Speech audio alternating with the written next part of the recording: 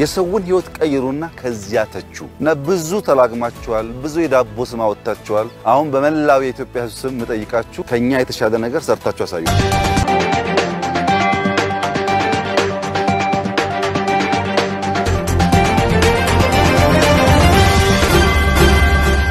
ወዱተኛ ጀልቀባቲን ሚኒስትር ሙማ ኢትዮጵያ አብይ አህመድ ቀሮፍ ኤርጋን ቀባ ጀዳን Gamabratiin Jawar Mohammad Nuqee Qucaalaa hojii ummataaf bu'aa qabu hojjechuu qaba jedhan Abiy Ahmad bal'inaan isin biraan geenya.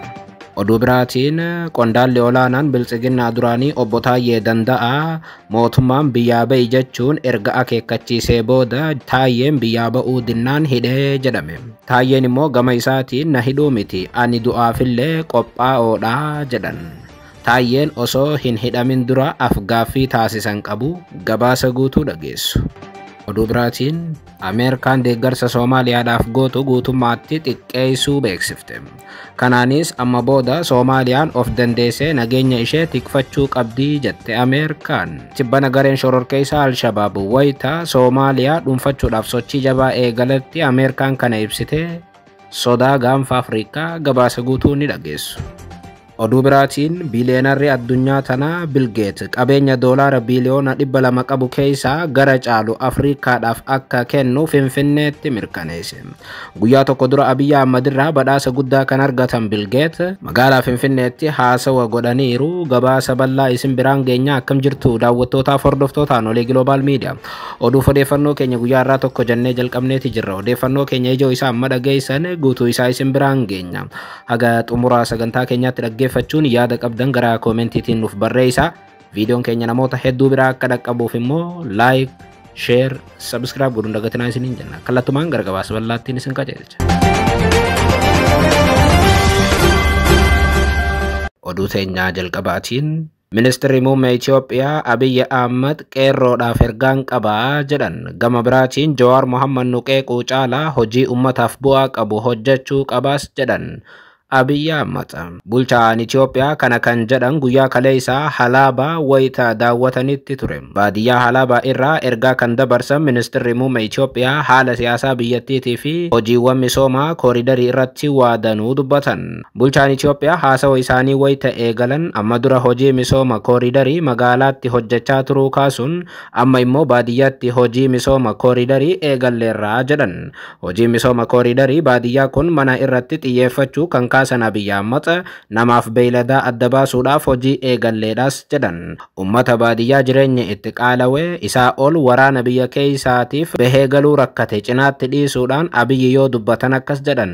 Amma booda ummanni baadiyyaa jireenya addaa akka jiraatuuf hojjechaa jirraa jedhan. Kanaanis soolaara haga TV hojjechiisuu danda'u ummanni godhatee akka jiraatu faanusa yookaan lambaa irraa gara ifaatti jireenyi isaa akka jijjiiramu hojjechaa jirraa jedhan. Walumaa galatti karoorri kooriidarii ammaa kun mootummaan biltsiginnaa baadiyyaa dursana jijjiiruu akka ta'e kaasanii kanuma jidduutti erga nuti aangoo qabanne kaasee qonnaan bultoonni hedduun maallaqallee harkatti qabachuu eegalaniiru jedhan Abiy. Dabaluunis namni qarshii qabate qofaaf jireenya isaa akka hin jijjiiramne kaasanii hojiidhaan jireenya jijjiiruun murteessaadha jedhan. Abiy Ahmad Halabaatti wayita dubbatan itti dabaluudhaan qeerroodhaaf ergaan qabaas jedhan. Ergaan isaatis ganna keessa jiraachuu kaasuun ganna kana qoosaan hin barbaachisu jedhan. Rooba amma roobaa jiru fayyadamnee paappayaa dabalatee waan rooba eeggatu oomishuu irraa fayyadamuu qabna jedhan. Oomisha guddisuun of qofa utuu hin taane namoota dadhaboo gargaaruudhaaf gargaara. Kanaaf isinis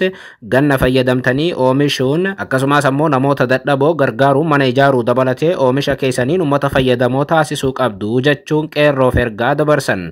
Yeroo hunda haasawaa godhan keessatti waan qonnaa yoo dubbatanis kan biraa yoo dubbatanillee haasawaa siyaasaa keessa buusuudhaan kan beekaman Abiy Ahmad dabrees namoota siyaasaa isaan mormaniif deebisaa kennuun kan beekaman bulchaan Itoophiyaa kun kaleessas osuma dubbannu asumaan ergaa dabarsuun fedhaa jedhan. Ergaa kanaas namoota siyaasaa isaan qeeqaniif ergan. Yeroo ammaa Itoophiyaa keessa oomisha lukkuu yoo jalqabnes lukkuun maal godha dabrees misooma kooriidariitis yoo jalqabne misoomni kooriidarii maal godha jedhanii warra maqaa daabboo hojii hundatti baasantu jira jedha Abiy. ኢትዮጵያ ውስጥ ስራዎች ሲጀመሩ ዶሮ ሲባል ዶሮ ምን ያደርጋል ስንዴ ሲባል ስንዴ ምን ያደርጋል ኮሪደር ሲባል ኮሪደር ምን ያደርጋል ህዳሴ ሲባል ህዳሴ ምን ያደርጋል ብለው warra homaa hojjechuu hin dandeenye kan waanuma hundatti maqaa baasan sanaaf arra chaalenjii tokkoon qabaa jedha bulchaan Itoophiyaa.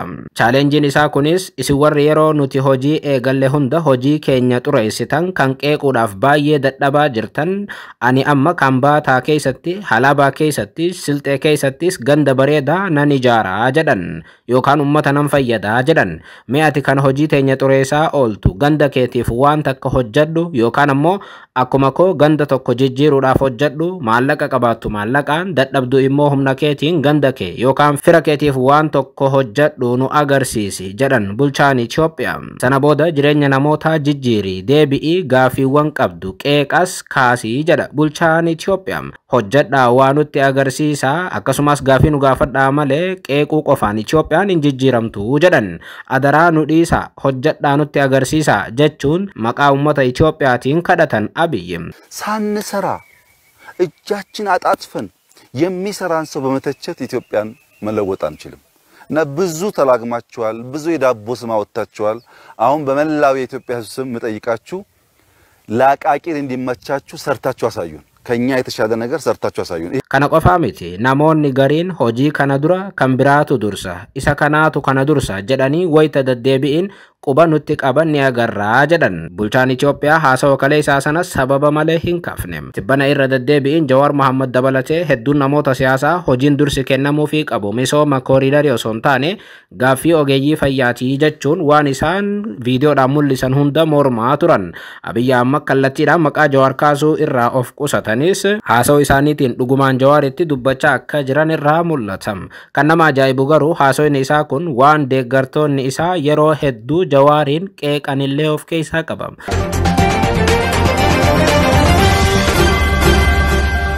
Oduu biraatiin Qondaala olaanaa bilchiginaa duraanii kan ta'an obbo Taayyee Danda'aa mootummaan biyyaa ba'e jechuun ergaa akeekkachiisee booda Taayyeen biyyaa ba'uu dinnaan hidhee jedhame. Taayyeen immoo na hidhuu miti ani du'aafillee qophaa'oodha jedhan. Waggoota 6 dabran bakka uummanni argutti namoota siyaasaa naga'aa hidhee kaan ajjeesaa kan ture mootummaan Abiyyi amma immoo Taayyee Danda'aa marroo lammaffaatiif hidheera. Biyya waraanaan daddaaqamte keessatti biyya abbaan barbaade boru karaatti si ukkaamsee si ajjeesu keessatti obbo Taayyee Danda'aa waraanni Oromiyaa akka dhaabbatu obboleessa ajjeesuu akka dhaabu gaafachaa turan. Waraana Oromiyaa itti fufeef immoo mootummaa bilchiginaa kan himatu Taayyeen Abiyyi Ahmad gara jabeessa dhiiga namaatiin taphatu yookaan isa afaan Amaaraatiin cakkaanyii jedhan sanaan himachaa ture.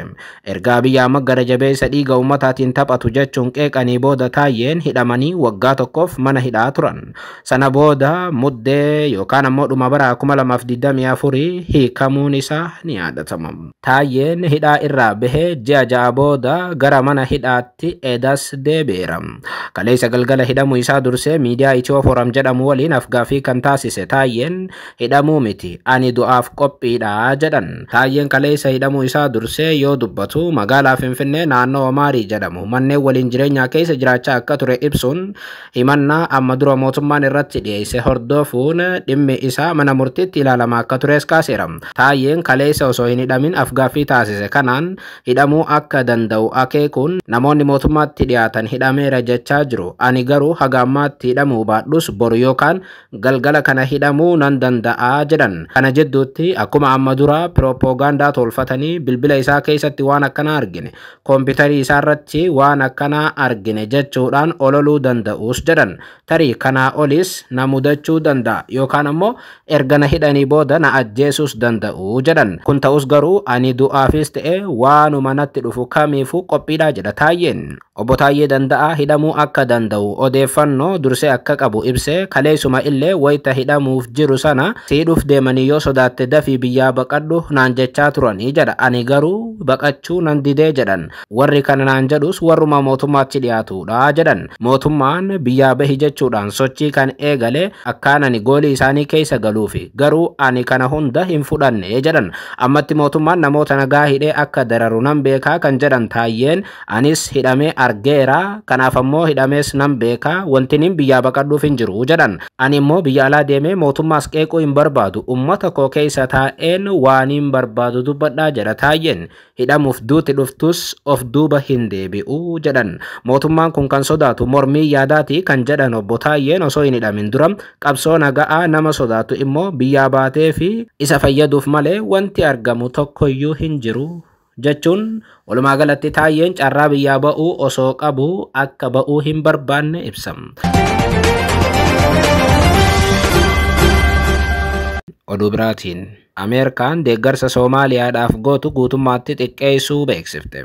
Kanaanis amma booda Soomaaliyaan of dandeessee nageenya ishee tikfachuu qabdi jechuun dhaamte. Waggoota kurnan sadii ol garee hidhatanii fi shororkeessitootaan tan miidhamte Soomaaliyaan tibbana qormaata jabaa keessa seenteetti. Gama tokkoon gareen shororkeessitoota Al-Shabaab magaalaa guddoo biyyattii Moqaadishoo qabachuudhaaf lola guddaa mootummaa faana gaggeessaa osoo jiranii, gama biraatiin waraana shororkeessaa irratti gaggeessuudhaan adda duree tan taate Ameerikaan amma booda deeggarsa waraanaa Soomaaliyaadhaaf goonu dhaabaa jirra jetteetti. Haaluma kanaan tibbana Keeniyaa daawwachaa kan turan Jeneraalli Ameerikaa Soomaaliyaan nageenya ofiitiif itti gaafatamummaa akka fudhattu hubachiisan. Akka ajajaan Afriikoom Jeneraal Maayikil Laangilii jedhanitti Ameerikaan naannicha tasgabbeessuudhaaf deeggarsa duraan godhaa turte haalaan hir'isaa jirti jedhan. Kanaaf ammoo Soomaaliyaa dabalatee biyyoonni naannichaa nagaa fi nageenya isaanii eegsisuudhaaf itti gaafatamummaa akka fudhatan dhaaman. Jeneraaltichi ibsa kennaniin deeggarsi dur godhaa turre amma gahaa miti. Kanaaf ammoo biyyoonni Afriikaa of cimsuun itti gaafatamummaa fudhachuudhaaf akka of qopheessan gaafannaa jedhan. Akka jeneraalichi jedhanitti amma booda deeggarsi Ameerikaa Soomaaliyaa dabalatee biyyoota naannichaatiif gootu odeeffannoo nageenyaa waliif qooduu fi leenjii waraanaa waloo qofa irratti kan daangeffame ta'a jedhan. Jechuun akka kana dura garee shororkeessaa irratti tarkaanfiin Ameerikaan fudhattu ni xiqqaata jechuudha.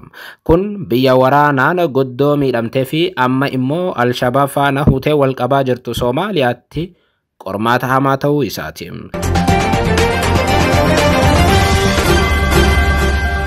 Oduu teenyaa xumuraatiin Biliyeenarri addunyaa tanaa Bill Gates qabeenya doolaara biliyoona 200 qabu keessaa gara caalu Afriikaadhaaf akka kennu Finfinneetti mirkaneesse. Guyyaa tokko dura Abiy Ahmed irraa badhaasa guddaa kan argatan Bill Gates magaalaa Finfinneetti haasawa godhaniiru. Hundee isaa Microsoft Bill Gates waggoota 20 dhufanitti qabeenya qabu keessaa harka caalaa isaa fooyya'insa tajaajila fayyaatii fi barnoota Afriikaatiif kennuuf akka jiru beeksisan.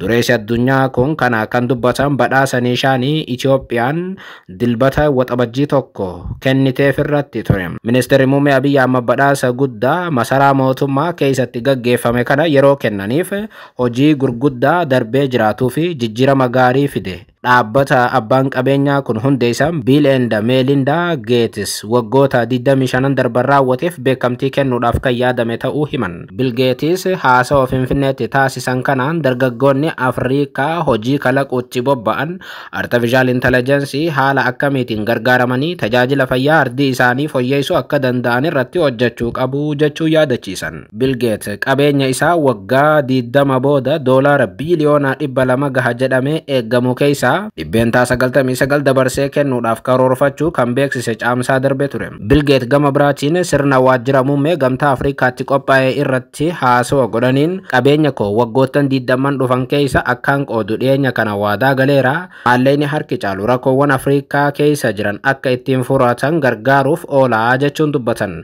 Giifti dureen duraanii Moozaambiik Giraasaa Maasheel maallaqni kun yeroo rakkinaatti kan dhufedha jechuun karoora Bill Gates kana dinqisiifatan. Murannoo amansiisaa Mr. Gates nu waliin imaluudhaaf qaban ni amannaas jedhan. Gama biraatiin mootummaan Ameerikaa sagantaalee dhukkubsattoota HIV/AIDStiif wallaansi akka kennamuuf qophaa'e deeggarsa Afriikaaf kennu addaan kuteera. Sababa imaammata Tiraamp dursa Ameerikaatiif jedhuun jijjiiramni dhufe kun hiree tajaajila fayyaa ardittiitti yaaddoo uumeera. Bill Gates gama isaatiin faawundeeshiniin keenya hojii Afriikaa keessatti hojjetu muuxannoo dheeraa qabu kun tajaajila fayyaa sadarkaa jalqabaa irratti akka xiyyeeffatu ibseera. Kan baranneef haati ulfaa undura nyaata fayyaalessaa fi madaalawaa ta'e kan argattu yoo taate yeroo ulfooftutti daa'ima fayyaalessa akka argattu taasisaa jedhe Bill. Daa'imni waggoota jalqabaa 4 keessa nyaata madaalawaa gaarii argachuu isaa mirkaneessuun bu'aa fidas jedhan Bill Gates. Biliyeenarri kun dargaggoota hojii kalaqaatti ba'aniif ergaa dabarseen bilbilaawwan harkaa Afrikaa keessatti tajaajila baankii keessatti warraaqsa akka fidan eeruun artificial intelligence'n faayidaa ardittiitiif ooluu qaba jedhan. Ruwaandaan akka agarsiiftutti kan kaase Bill Gates biyyattiin ulfaawwan balaa guddaa qaban adda baasuuf altiraasaawundii AI'n deeggarame fayyadamuun tajaajila akka fooyyessite kaasan. Dhimmoota 3 faawundeeshiniin Bill Gates xiyyeeffannoo itti kennee hojjetu keessaa tokko hanga danda'ame duuti haadholeetii fi daa'immanii akka dhaabbatu gochuudha. Dhaloonni itti aanu dhukkuboota daddarboo ajjeesaniin akka hin rakkanne gochuu fi namoota miiliyoonaan lakkaa'aman hiyyummaa keessaa baasuun dhimmoota faawundeeshinichi irratti xiyyeeffatu keessaati. Yeroo gaarii.